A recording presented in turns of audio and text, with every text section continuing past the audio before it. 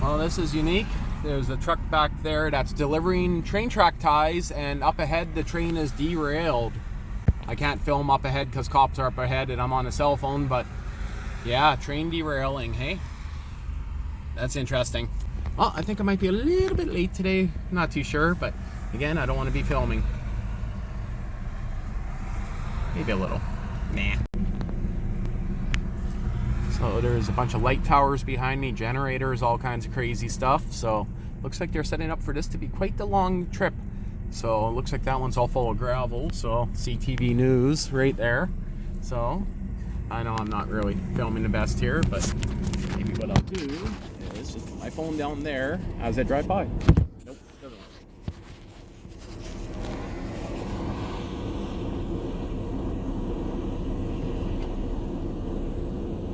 Oh, there's an ambulance up ahead too. Fire paramedics. Looks like someone might have got hurt a little.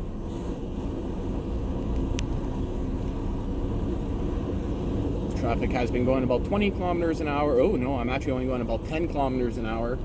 So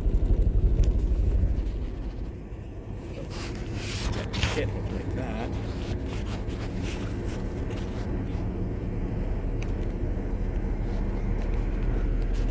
No. You know, they really need to put pylons back about 10 kilometers. So, I guess that's going to be the end of it. So, yeah, that is pretty crazy. Wow, that's smashed up. Two trains hit each other, it looks almost like. Wow, that is crazy. Well, they're back on the tracks. I guess I'll shut this off for now. With all the semi-trucks lining up, hey? I guess to haul out equipment. And this is what I mean. They were just starting to fix the tracks by putting new ties on the tracks. You can't really see it on the video, but they're stacked up every maybe 40 feet. So, yeah, they were just starting to fix it. I guess they never got to it in time. That sucks. Here's a better shot. See all the stacks of material there beside the tracks? Can't see it that way, but they're there, all the poles. So, I guess this random engine might have been involved because he's just sitting there by himself. That's interesting.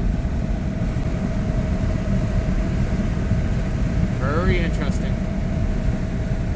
Just putting down the tracks by himself, eh? Maybe he's coming to move whatever trains aren't damaged. That's what I'm guessing. Well, and about this is how far they got fixing the track.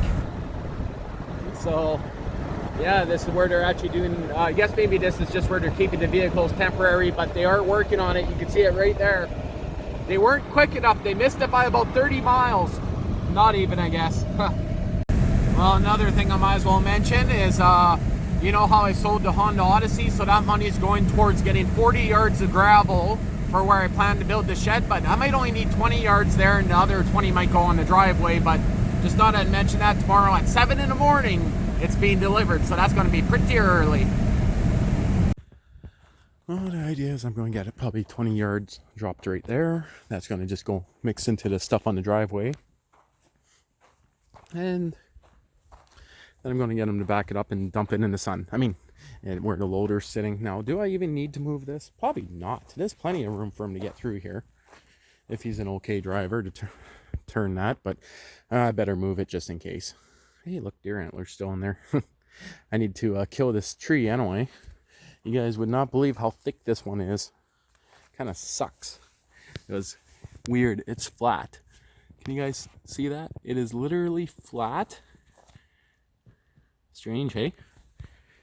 I don't know what kind of weed slash tree slash whatever it is, but it is strange. And they've been coming up every year, but that's the only flat one, so we'll see. Okay, so the idea is to clean out this stuff because I want them to drop it right in the center there. 20 yards. So, I kind of wish this loader was going because it's going to suck to do it the way it is, but I mean, I could spread it out by hand temporary, or I could just leave it sit there and fix the loader this weekend, which I'm kind of tempted to do. So we'll see. For now, I gotta fire her up, lift up the blade, and just push it all the way. Or maybe I should just put it right in the tent so I can work on it. Might be a better idea. You did all that yourself, aren't you? Oh, I did all of it. What do you move? A few plants and then you moved a quarter of a block?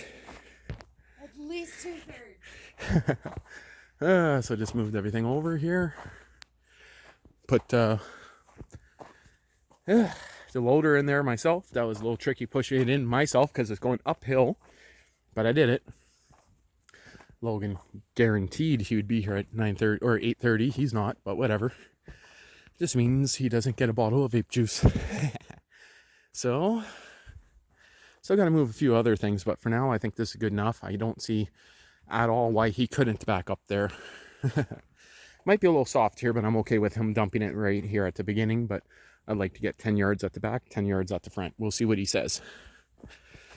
He was originally going to bring a semi, but I told him soft sand. He figures it's going to be much better with just a little truck. So he's going to bring a little baby truck, and that'll be 4 yards, or 4 yards, 4 truckloads, 10 yards each, 40 yards total, and close to $1,000. Okay. I'm going in. I'm done. I'm retired. Really? You just used her to make all the puppies run out and then... She's not supposed to be out here. Go. Oh. Look who shows up after the work is done. After the work is done. Come on, puppies.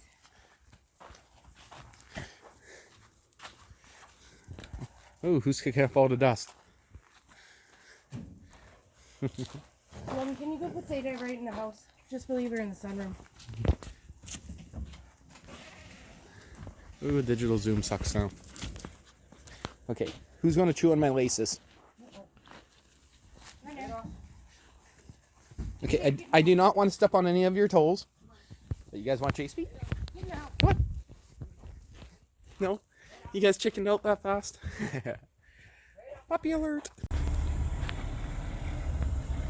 And load number 1, and there's 4 more coming like this. Or not 4 more, 3 more coming like this. So, yeah, actually never sunk in. But that's a good bonus. I got puppy dogs screaming to go outside for their pee. So I gotta go take care of that. But yeah, he actually barely even sunk in. That is awesome.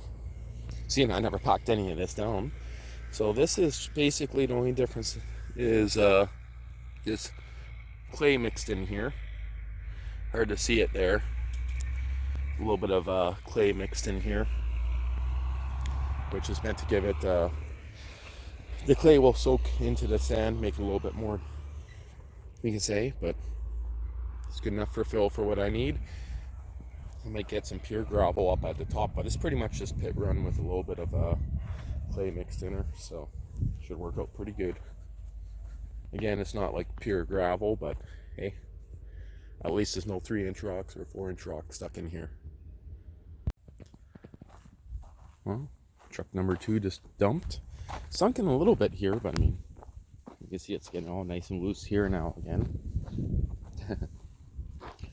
Not too big of a deal, but it's actually a lot sturdier than I thought here. Second load's dumped. Hard to see the difference. So, got them dump it nicely there so it's out of my way. Ooh, yeah, it's a little bit soft here now. You guys see that? Now you guys can see why I need this.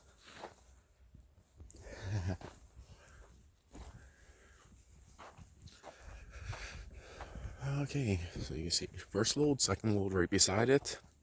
And I'm going to get 2 more loads like this. Hey, this one looks a little bit bigger. No, it's just because it's up on top of this one. So, again, it's just like base fill. You could say it's nothing too fancy, but at least it's not sandy. Well, it's sandy, but not that bad. But still, it costs $200 a load. And he gets it from 10 minutes away from my house, the gravel pit I normally go to. Yeah, he started sinking in here actually pretty good. But I think that's going to work out perfectly. Pretty sure I got more than enough there, 20 yards for now. Might get some more coarse rock, maybe crushed granite, something like that, hauled in later, but for now that is good. The other 2 loads, he's going to be dropping right around in this area here. Not quite on the grass, because, you know, I kind of want that grass to grow in one day. So, we'll see. Well, it's now around 5 o'clock in the evening. And I'm going to go jack up the tractor. And man, I can't believe how soft this is here. Like, it's so broken up here from the truck driving on it. So broken up, the girlfriend almost got stuck here. So, I already kind of kicked all the stuff apart, so she couldn't park here. Two-wheel drive, you know, Jeep. Yeah, I know. So, so I'm going to just jack it up for tonight and go from there. But, wow. Definitely want to put some gravel down here. I'm going to need to get another probably 40 yards next week. But the idea with gravel is in front of these here, it's going to be all gravel all the way to the front here. Of course, the whole pad. I'm going to need more in there, guaranteed. Also plan to continue to gravel into here and right up to the house. So it's going to cut off roughly right where my finger is going right there. So I'm going to lose that patch of grass. But this is all going to be turned into grass back here after. But it doesn't make sense to have this area if I don't have a spot to properly work on stuff without it sinking in. So now that this stuff dried up a bit, this is all I can get out here for a form of gravel. This is pretty much all that's available. You know, there's no real fine sand in here. I mean, this is what I have right now. It's pure fine, almost like a beach sand. So you can see quite a difference. Now this isn't the rock. Might look like a rock, but it's actually clay. And the idea with the clay is it's with the rain, it's going to break up, mix in and hold all this together and kind of sink into the sand and hold it all together. So I did get them to mix in some clay. Paid an extra $4 a yard for that. This is a big chunk of clay. So it's a little wet on the inside there. There's going to be big chunks, but that'll break apart. But with the clay powder in here, natural clay, I'm just hoping it's going to firm this up a little bit. Again, I'm going to need a lot more if I want to put some here. So I don't really have enough to go from there to in between here. This is just enough for this pad. Once the structure is built, whatever I decide for a garage, I am definitely going to need to put some on the inside. Okay, so now for this guy, I am going to jack her up into there and start ripping off the rear end again. I'm thinking I might be able to leave the front attached, drop it down enough, and maybe weld on the pulley where it sits. It's right under the fuel tank, so kind of dangerous. But just deciding. One more thing I should show you guys that I picked up today. And it was kind of an impulse buy. The diesel needs an exhaust stack. And muffler, I mean. I'm going to start by saying it's brand newish. So factory takeoff, you could say. It's off Can-Am. Anyone wants to see the model number, maybe it's in focus enough to see it now.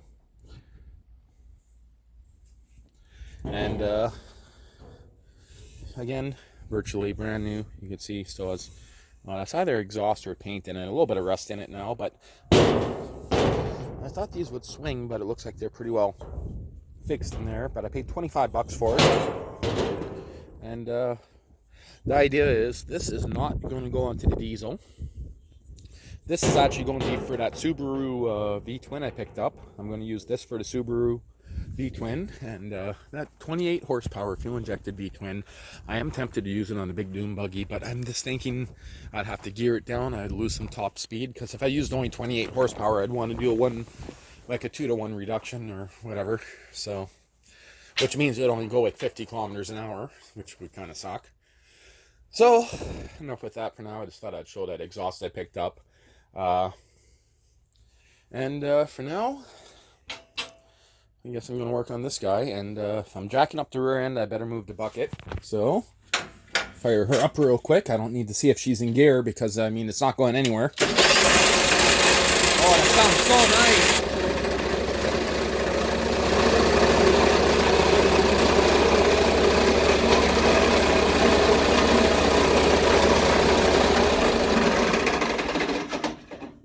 sounds so awesome with that. Joking, of course. That does not sound good. That sounds like death. Okay, so I got to get her over a little bit more, because, mind you, maybe not, because I can just move shit to get this tire off.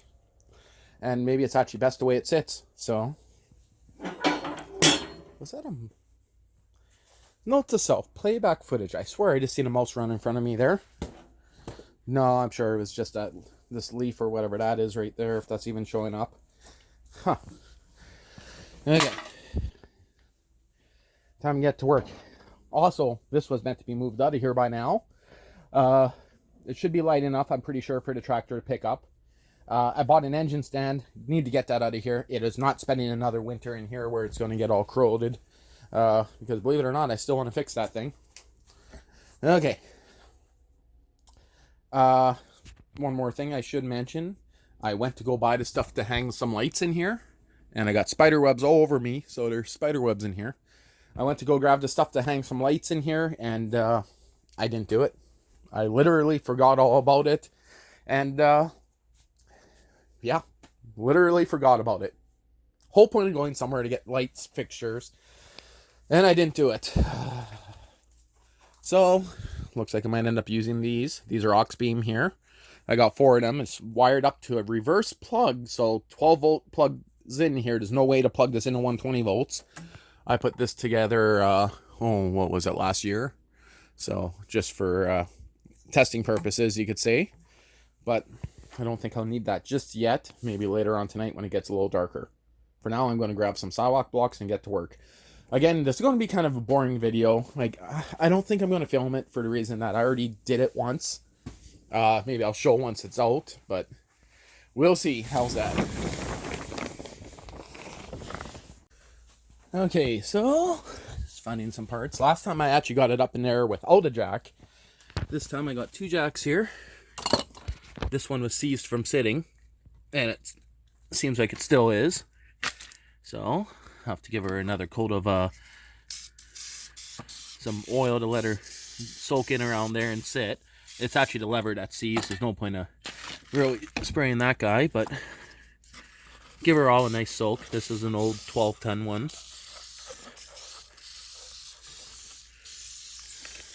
That little guy works good, but I think it's only a 2-ton, yeah. So this one here has been sitting outside in my dad's shed for quite a few years before we put it in the garage, and it probably was seized since then.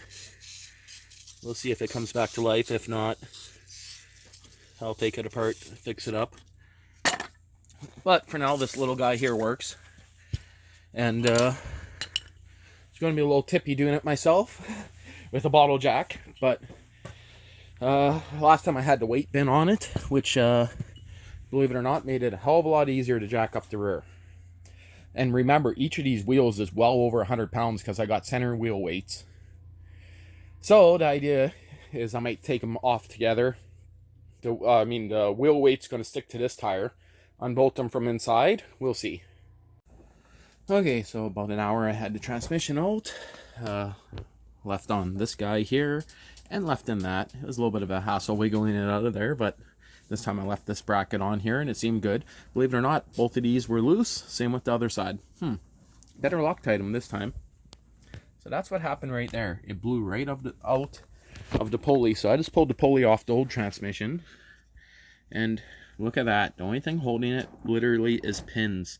And this one here looks like it already slid a bit. So it's so close to doing what that other one did and popping. So I'm thinking I'll clean up it from this side here, and I'll put a couple tack welds on there. Because I'm looking here, and this is freaking tapered. Do you see that? It's a tapered shaft. So, So, I didn't know they were tapered, but you guys can see there, it is definitely a tapered shaft. Interesting, hey? Well, should make it a little bit easier to get off this guy here. So what I did with this one is I held it up by the pulley and gave it a swift whack with the mini sludge there on the shaft, and it popped off easily because there's actually play in these guys. So makes it so you can hit them and hopefully not break anything. So I'm going to have to grab this with a pair of vice grips and hold it up in there and give it a whack. And of course you want to keep the nut on there too, or you'll wreck your threads. Okay, so this one here is actually extremely easy to get off. So what I did is I took the big pair of vice grips here, clamped the vice grips onto here, had my girlfriend hold it up, as in I had the whole transmission on its side, and then I took on this side the pry bar, held it underneath, held it here, and just gave it two good whacks on there and popped off. So, well, I got to take the threads, the bolt off here. And then I got to decide if I want to weld this or just put this one on as is. It does look like this one here is kind of warped a little bit. But I mean, you can kind of see those are a little bit off-centered. But the reason why I'm doing this tonight is I'm going into the city tomorrow to go look at some pew-pew things. And basically I wanted to see if I needed to get a puller or not. Okay, I started it. Okay, so this is now Saturday, 2 days later. And they're still cleaning up the mess here. Do a little digital zoom. So. Wait, that train's moving, isn't it? Or is it just a... Yeah. So I guess now they just got all the cars. Look how damaged they are on the bottom. They're all just crumpled, eh? Wow. But the trains are moving. Look at all the tracks. They're all just torn right up there. They were working into the night. Power poles are fixed.